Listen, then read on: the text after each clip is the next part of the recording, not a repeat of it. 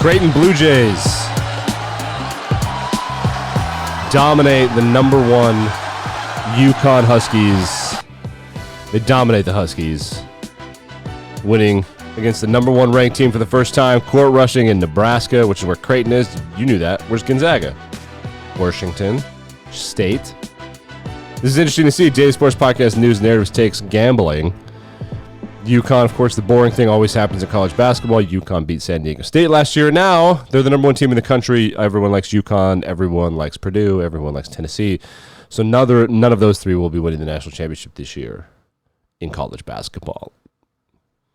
Cool scene, though. That's the kind of game you like. The upsets are what I like in college basketball. When a home team upsets a higher-ranked team, that's when I like college basketball. The rest of it, I only like in March Madness, and that's just my personal take. However, let's get into a discussion about college basketball, shall we?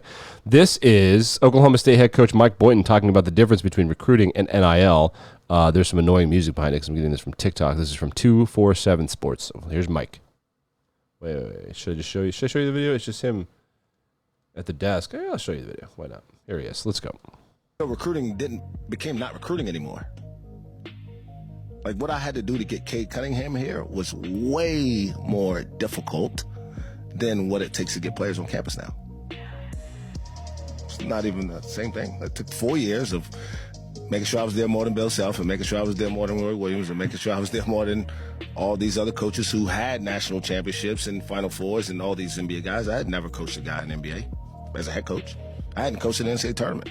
But over time, the relationship mattered enough that he believed. So he's talking about how you had to recruit the relationship and get a good guy. Cade Cunningham went first overall a number of years to go to the Pistons. We'll see how his career shapes up. But now you just got to pay him. And coaches are frustrated. Rick Pitino gave a weird press conference. Let's listen to this bad boy. Even the Celtics, when we lost, I've enjoyed every minute being a Boston Celtic coach. Didn't like the fact that we lost in that following year. But this has been the most unenjoyable experience I've had since I've been coaching. Just thinking of getting ready for Georgetown because Georgetown could definitely beat us. I don't think they move well laterally. I don't think they're going to pick it up in the next week. I think they're slow laterally. I mean, Sean Conway gives you everything he can. He's slow laterally. About 5 guys are slow laterally. I think they're very respectful. They.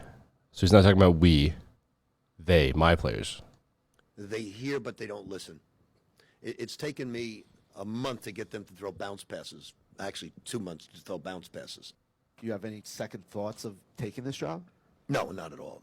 It's not St. John's. It's my team. I'm not even thinking of the future at all. I'm just thinking of the next game and the next game and the next game. So the reaction to this has been like, the reaction has been mixed. Is he being upset in a ninny muggins, or are these legitimate gripes that kids these days just don't know how to behave? I don't know. Probably both, I think. We heard Gino Auriemma coaching his 8th grade son's basketball team. Gino Auriemma, of course, the greatest women's college basketball coach of all time at UConn, saying none of them know how to play basketball. All of them are insanely talented, and they would be able to know how to play basketball, but none of them know how to play basketball, which is a wild thing to think about, but apparently that's how everybody feels. I don't know.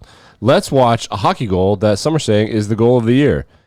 Very rare that Barstool Sports uses NBA language, like snatched a man's soul. This was sick. Let's watch it. This was Quentin Byfield, the Los Angeles Kings. This is like a goal you score when you're 12. This was sick. Face off to the right of Cam Talbot. Just takes it right there, coast to coast. Here we go. Center ice with speed. Byfield. Whoop. Around Yeah. one man. Whoop. On goal. Oh. Scores! What a goal! Quentin Byfield.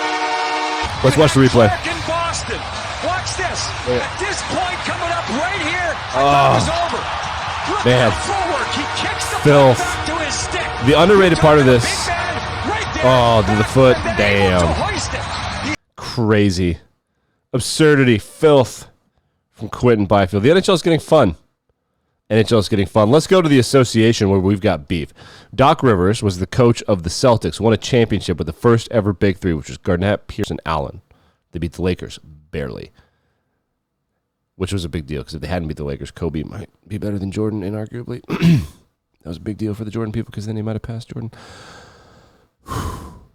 And then he goes to the Clippers, where he did not win a championship, could not get Chris Paul and Blake Griffin over the hump. Definitely should have. They got upset by like the Grizzlies a couple times, or whoever beat them. They should have won. They never did. And then he becomes the head coach of the Philadelphia 76ers, where he's promptly ran out of town and gets bullied by Ben Simmons and whoever. And now he kind of weaseled his way into the Milwaukee Bucks head coaching job, where he gave a bunch of excuses like, why do we lose to Utah? Because Utah and Dallas, he literally said, whoever booked those games on back-to-back nights has never been on a plane. That sounds like an excuse, bud. So he gave a bunch of excuses. And now J.J. Reddick roasted him, because that's what J.J. Reddick does. Would we like to listen to it? Let's do it. Here's J.J. Reddick roasting Doc Rivers. And J.J.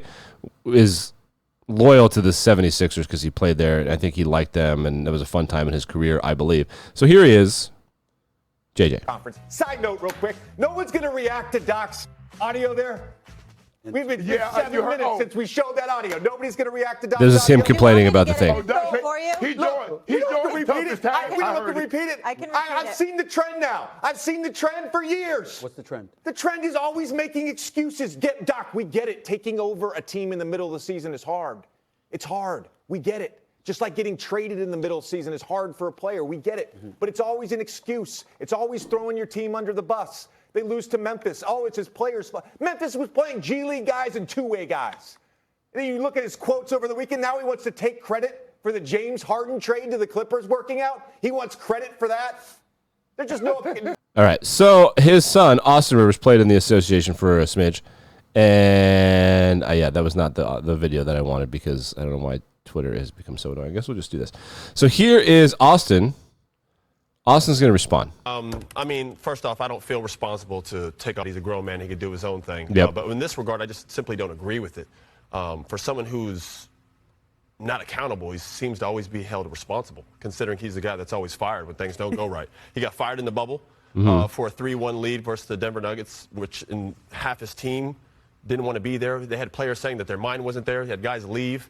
That happened. Then he gets fired for losing to a team that was favored over him, which was the Celtics last year. Had a 3-1 lead. It seems like he's always responsible. It's just as strange coming from JJ. And I have love for JJ. You're my dookie. You know that. You're my bro. I love you. It's just your best years were with the Clippers. I don't think he saved your career. I appreciate you, Pat. But I don't think it – I mean, this just seems a little bit weird. They're 3-7. Dame has missed most of those games. Middleton's missed a lot of those games. Yeah, Doc is just I don't know why he's always coaching. I don't get it. He's not. None of his teams surpass expectations. His teams excel exactly to expectations, which is sort of the problem. So I don't know. I think it's going to be a problem for the Bucks, and I'm happy to watch the meltdown myself. I don't know how else to say that. I'm a big fan of the meltdown. The Premier League is happening. And let's just update people. We do Premier League here. We don't do the other ones just because I don't want to. Tottenham Hotspur, my club, sit at 5th. Below them, Man City. So they're 3 points back. If you see this here, this is the tightest it's been in a while. Only 10 points separate Liverpool from Tottenham. It's unlikely. You never see this kind of jump, 47 to 57 in these 5 teams. But 10 was not the margin last year. It was like 18 at this point in time. So Liverpool is only up by 1 between 2. The difference between first place and second place is 1. The difference between second place and third place is 1. And then the difference between third place and fourth place is 6. The difference between fourth place and fifth place is 2. And in the Premier League, remember, you get 3 points for a dub, 1 point for a draw. So 10 points is 3 games. 3 games swing, and you're like within 1. They have, 10 games left or so. Is that right? Maybe 8. I don't exactly remember. I think it's 32. So they have a little ways to go. So Prem, it's time to start. We are all kind of crawling out from under our caves like, okay, what do I care about in my life now that football's over? Now that football's over, what do I care about in my life? Have an update on the Kansas City shooter situation. 2 men have been charged with murder from the Chiefs parade. Allegedly, the beef started because one of them looked at each other. There was bad looking. So I'm sure this will be fine. This is going to be great. Can't wait.